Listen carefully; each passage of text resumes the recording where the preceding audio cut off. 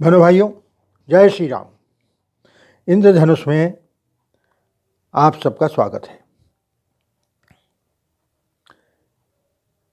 मैंने आपसे पहले कहा था, दो बातें कही थी। पहली तो ये कि इंडी अलायंस टूटकर बिखरने वाला है। याद होगा आपको, मैंने कहा था कि टूट गई है माला, कंकर बिखर चले, 2 दिन रहकर साथ न जाने कहाँ चले। उसी तरह से आज इंडी अलायंस की हालत दिख रही है। कांग्रेस की हालत ऐसी हो गई है कि छोटे क्षेत्रीय दल भी उसको जैसे रोटी फेंक रहे हों, हड्डी फेंक रहे हों, उस तरह से ट्रीट कर रहे हैं कि भाई हम इतनी सीट आपको दे सकते हैं। उधर अखिलेश यादव ने कह दिया कि हम इतनी सीट देंगे आपको। ममता मुखर्जी ने ठेंगा दिखा दिया। उसी तरह से आज आप पार्टी उसने कह दिया कि हम पूरी की पूरी सीट जीत रहे हैं। यानी उसको कांग्रेस को देने का मन, उसने भी सीधा मन बना लिया कि हमको नहीं देना है। तो आज कांग्रेस बहुत बुरी स्थिति में पहुंचते चली जा रही है। और इसमें कहा जाए कि मोदी जी का या बीजेपी का हाथ है, सो तो है, लेकिन इसमें उनका खुद का बहुत बड़ा हाथ है। वो लगातार 10 साल में एक ही बेवकूफ़ी करते आए, व्यर्थ की बातों का जिनका जनता से कोई लेना देना नहीं, देश का कोई लेना देना नहीं, उन बातों को लेकर मालूम नहीं जाने क्यों इनको ज़्यादा सोचता है कि इसी में हमको हल्ला करना है।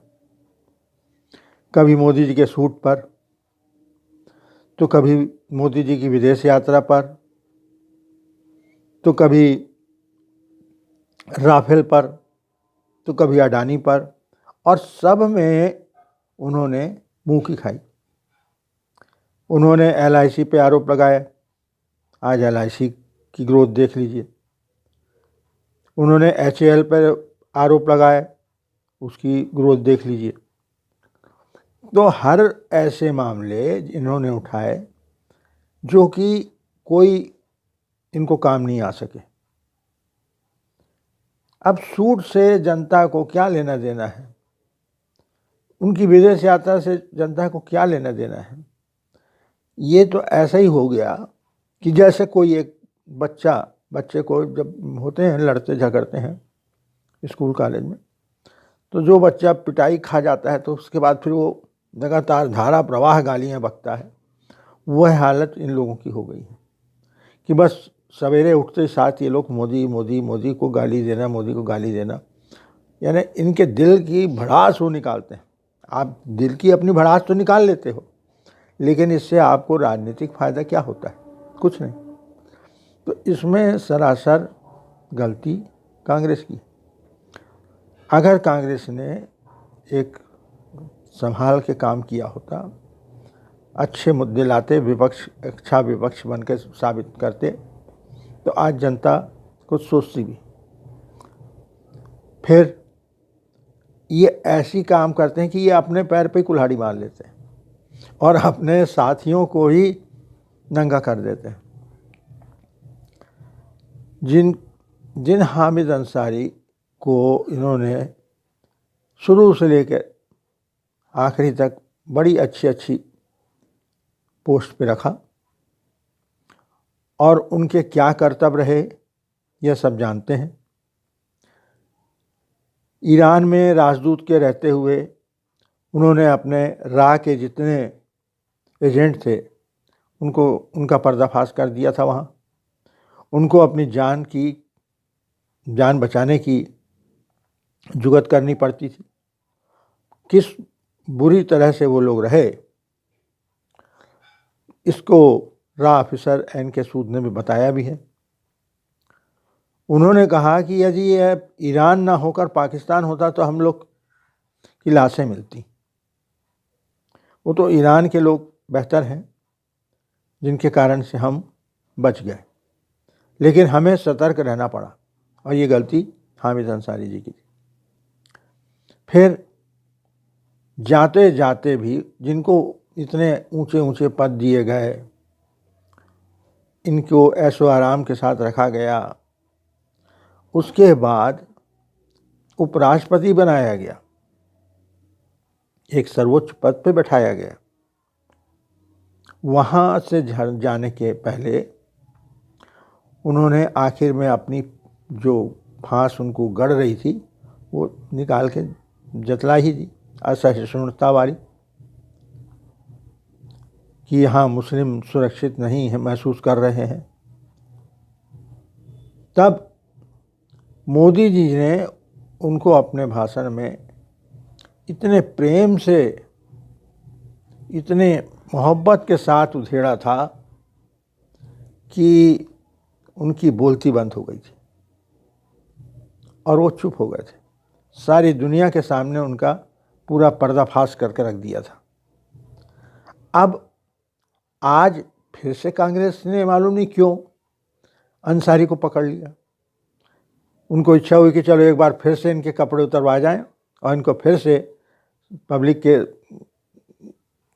रहमो करम पे छोड़ दिया जाए कि पब्लिक कितना इनको बकती है। तो अब क्या हुआ कि जगदीश धनखड़ जी जो उपराष्ट्रपति हैं और राज्यसभा के सभापति हैं, उनकी मिमिक्री के मामले को फिर से उठाया गया। उनका जो अपमान किया गया उस मामले पर बात आगे बढ़ी तो कांग्रेसी नेता जयराम रमेश ने उठाकर उसकी तुलना कर दी कि भाई मोदी जी ने भी तो किया था उपराष्ट्रपति हामिद अंसारी का। तो हामिद अंसारी का अपमान इस ढंग से मोदी जी ने कोई मिमिक्री कर या मजाक उड़ाने के हिसाब से नहीं किया था, और उसमें जो कहा था उन्होंने वो सच्चाई थी कि जिसका जवाब हामिद अंसारी के पास नहीं था। नहीं तो क्या वो तुरंत उसी समय एक्शन नहीं लेते अगर बातें झूठी निकलती तो? क्योंकि वो जानते थे कि इनकी मेरी सारी पोल मोदी जी के हाथ में है। अगर मैं चूँ चपड़ करूँगा तो वो सारी बातें सामने आ जाएंगी। तो यहाँ पर हामिद अंसारी की तुलना उपराष्ट्रपति धनखड़ से करना सरासर बेवकूफ़ी थी, लेकिन उन्होंने अपनी बेवकूफ़ी से बाज नहीं आए और उसका नतीजा क्या हुआ? हामिद अंसारी के मामला फिर लोगों को रिमाइंड किया जाने लगा कि ऐसे ऐसे हमारे उपराष्ट्रपति थे।